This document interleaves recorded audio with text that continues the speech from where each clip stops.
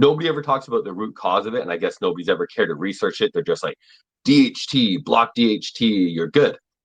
But I kind of piece this all together because there's a whole bunch of like indirect studies on all these different mechanisms that lead to the root cause, the main effect here. So they took skulls and they pulled a sheath over it tightly on a regular human skull.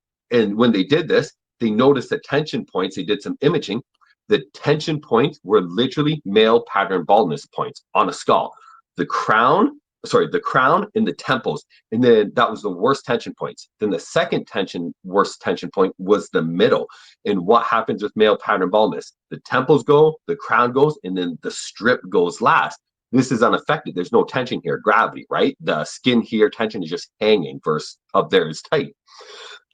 So this study basically just proved the root cause, everything about hair loss. That's where all of our tension is, and that is exact male pattern baldness pattern, because there's many different hair losses.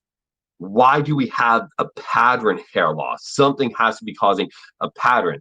People's stupid thoughts before were, oh, those areas are just more prone to androgens. But why?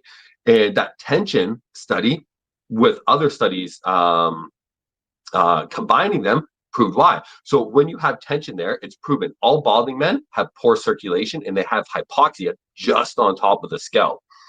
And hypoxia is proven in all tissues, including the scalp. Hypoxia actually increases the 5-AR enzyme locally and lowers aromatase enzyme. In all bald men, so they have hypoxia, then they have heightened DHT in the hypoxia areas and lower estrogen. And this is what causes the whole, and then also DHT upregulates androgen receptor, so it makes you more sensitive and with more DHT, and then bam, you just had that whole cascade going on. So nobody's ever really looked at that root cause. It's plain and simple. That's why it's a pattern. So it is DHT, but that is the downstream effect.